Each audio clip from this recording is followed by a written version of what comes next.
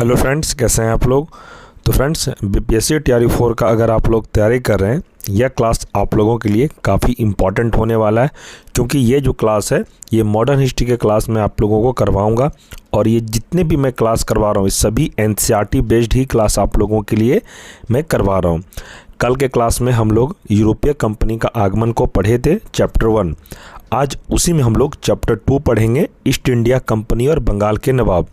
ये जो मैं आपको क्लास करवा रहा हूँ ये मॉडर्न हिस्ट्री है, जिसे आप लोग राष्ट्रीय आंदोलन भी कहते हैं। आप लोग को पता होना चाहिए कि बीपीएससी टीआरई 4 में मॉडर्न हिस्ट्री से सबसे ज़्यादा अगर प्रश्न पूछा जाता है तो मॉडर्न हिस्ट्री से ही पूछा जाता है।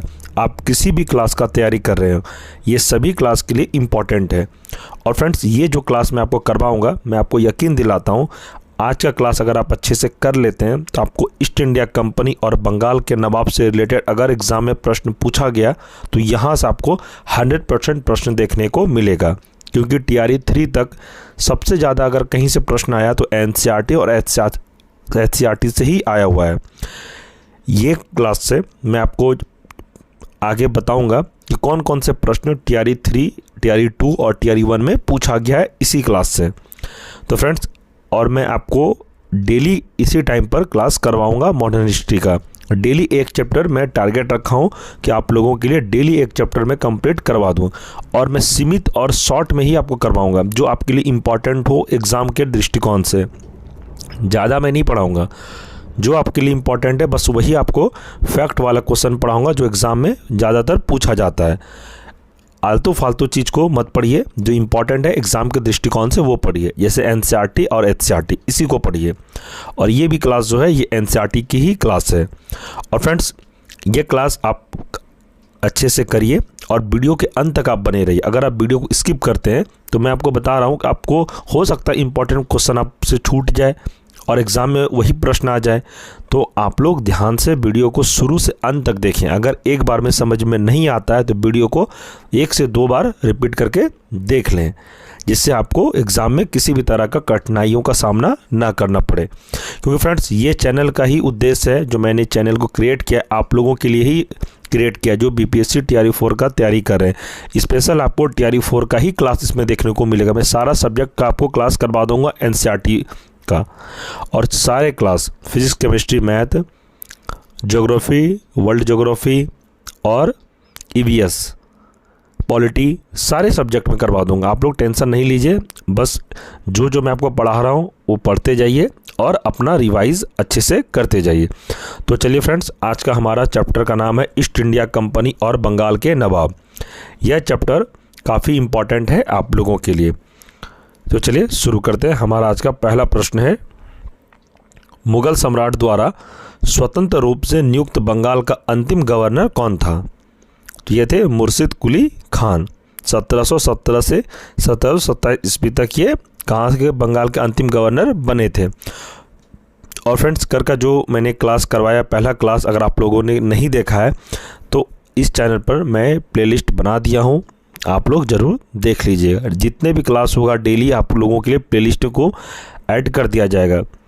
कल का क्लास आप लोग देख लीजिएगा, मैं प्लेलिस्ट बना दिया हूँ BPSC TRE 4 modern history NCERT based class के नाम से। आप लोग चेक करके चैनल पर क्लास कर लीजिएगा, जो मैंने कल को करवा दिया है। वो चैप्टर पहला था, आज का जो है ये चैप्टर दूसरा है। इसी तरह हम लोग डेली कंप्लीट करेंगे। लगभग 34 से 35 चैप्टर है, आपको मैं कंप्लीट करवा दूंगा। एक एक चैप्टर पढ़ाने से होगा कि आपको अच्छे से रिवीजन हो जाएगा। उसके बाद मैं आपको एमसीक्यू एनसीईआरटी का कंप्लीट करवा दूंगा। चलिए अगला प्रश्न है, मुर्शिद कुली खान ने अपनी राजधानी ढाका से कहाँ हस्तांतरित की। ये मुर्शिदाबाद इन्होंने हस्तांतरित कर दिया था। आगे प्रश्न है, बंगाल के किस नवाब ने यूरोपियों की तुलना मधुमक्खियों से की थी। तो ये थे अलीवर्दी खान, याद रखिएगा इस प्रश्न को। आगे है, 20 जून 1756 को प्रसिद्ध ब्लैक होल की घटना बंगाल के किस नवाब के शासनकाल में हुई। तो ये थे सिराजू दौला, इसे आप ध्यान रखिएगा। आगे प्रश्न है, 9 फरवरी 1757 को अलीनगर की संधि किसके मध्य संपन्न हुई। तो ये जाएगा क्लाइव एवं सिराजू दौला, इसे आप ध्यान रखिएगा। ये प्रश्न आप लोग VBI जरूर लिख लें। हो सकता है आपको यह प्रश्न PRT में या तो फिर 9-10 में पूछा जा सकता है या फिर 6 to 8 में भी पूछा जा सकता है, क्योंकि यह प्रश्न पिछले जो 3 एग्ज़ाम हुए हैं TRE 1 में भी पूछा गया था 9th-10th में, और TRE 2 में भी पूछा गया था, और TRE 3 में भी पूछा गया था। तो यह प्रश्न आप लोगों के लिए इम्पॉर्टेंट है, इसे आप नोट डाउन जरूर कर लें।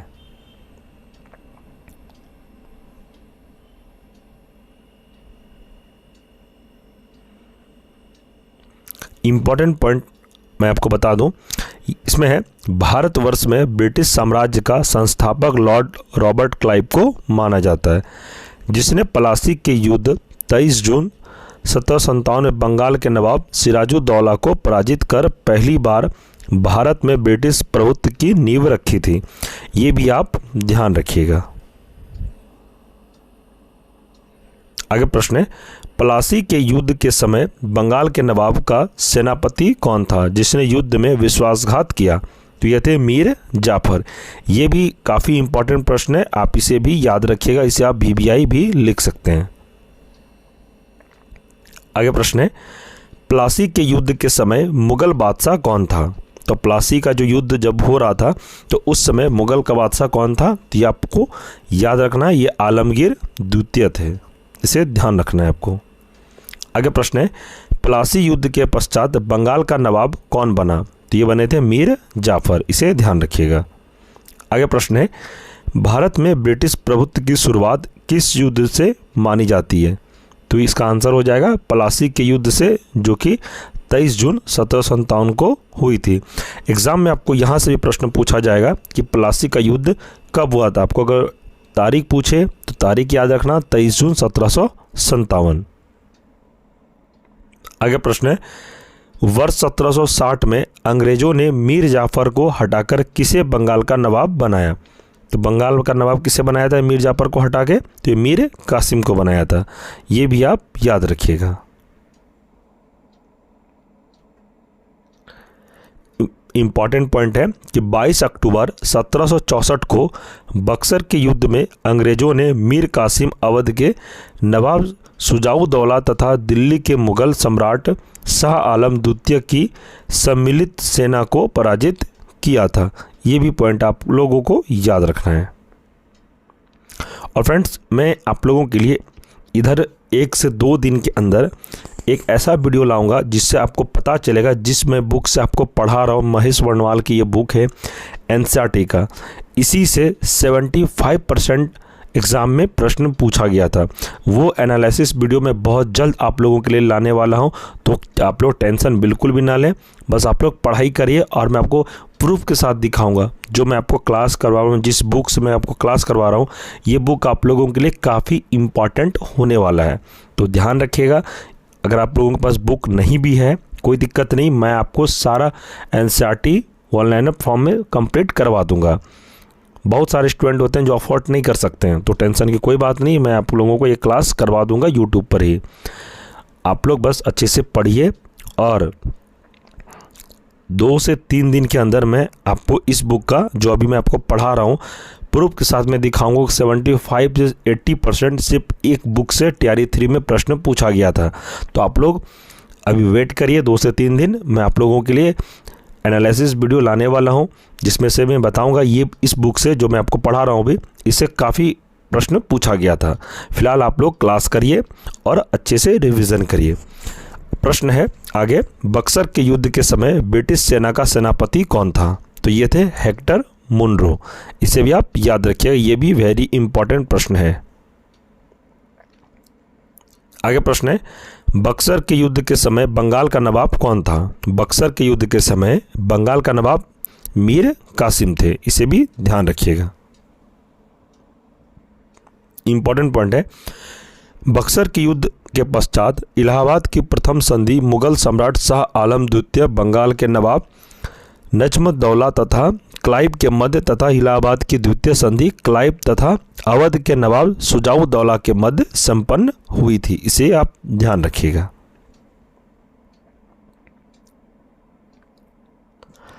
चलिए इसी में देखते हैं आगे। प्रश्न है, किस संधि के माध्यम से अंग्रेजों को बंगाल, बिहार और उड़ीसा की दीवानी प्राप्त हुई? तो याद है इलाहाबादी की संधि, इसे भी आप याद रखिएगा। आगे प्रश्न है, स्वर्ग से उत्पन्न सेना नायक किसे कहा गया है? तो स्वर्ग से उत्पन्न सेना नायक कहा गया है रॉबर्ट क्लाइव को, यह आप ध्यान रखिएगा। आगे प्रश्न है, इलाहाबाद की संधि के पश्चात बंगाल में द्वैध शासन की स्थापना किसके द्वारा की गई? तो इसका आंसर हो जाएगा रॉबर्ट क्लाइव के द्वारा।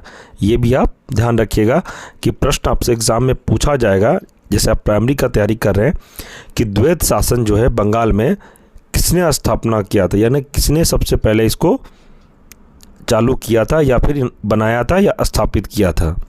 तो याद रखना आपको, ये रॉबर्ट क्लाइव थे। द्वैध शासन कहाँ पर? तो बंगाल में लागू किया था किसने? तो रॉबर्ट क्लाइव ने।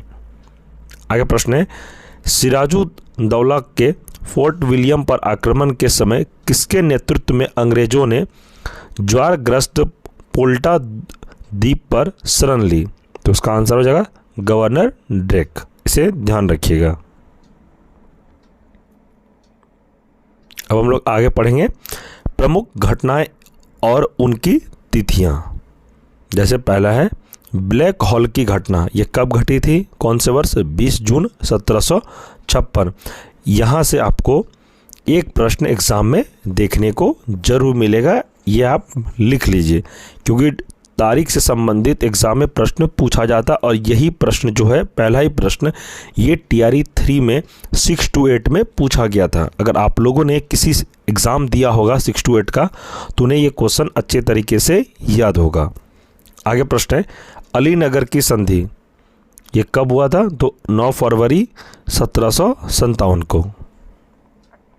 आगे प्लासी का युद्ध, अभी मैंने आपको थोड़ी देर पहले बताया था, तो याद रखना 23 जून 1757।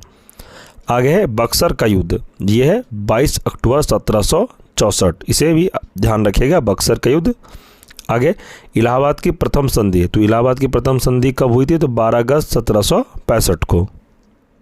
आगे इलाहाबाद की द्वितीय संधि 16 अगस्त 1765। बनारस की संधि, ये जगह वर्ष 1773 को, इसे भी आप ध्यान रखिएगा। तो फ्रेंड्स, आज का क्लास आप लोगों का कंप्लीट हुआ। हमारा ये जो चैप्टर मैंने आप लोगों को अभी करा रहा था, ईस्ट इंडिया कंपनी और बंगाल के नवाब, इस चैप्टर से संबंधित जितने भी इम्पोर्टेंट प्रश्न थे, मैंने सभी प्रश्न को इस वीडियो में कंप्लीट करवा दिया। और यकीन मानिए, जितने मैंने प्रश्न आपको करवाया, इससे बाहर आपका एग्ज़ाम में एक भी प्रश्न नहीं आएगा। जो मैं आपको करवा दिया, इसी से आपको एग्ज़ाम में प्रश्न देखने को मिलेगा, ये आप कन्फर्म रहिए। और फ्रेंड्स, आप TRE 4 का किसी भी क्लास का अगर तैयारी कर रहे हैं, ये सभी क्लास के लिए इम्पॉर्टेंट है। ऐसा नहीं है आपको सोच के चलना है कि ये हमारे लिए इम्पॉर्टेंट नहीं है, ये सभी के लिए इम्पॉर्टेंट है। आप अगर 1 to 5 का तैयारी कर रहे हैं या फिर 6 to 8, 9, 10, 11, 12 किसी भी क्लास के लिए, और ख़ासकर प्राइमरी में सबसे ज़्यादा वेटेज रहता है मॉडर्न हिस्ट्री का, लगभग 18 से 20 प्रश्न, और इस चैप्टर से आपको 2 प्रश्न एग्ज़ाम में देखने को जरूर मिलेगा। आप ये बात लिख लीजिए।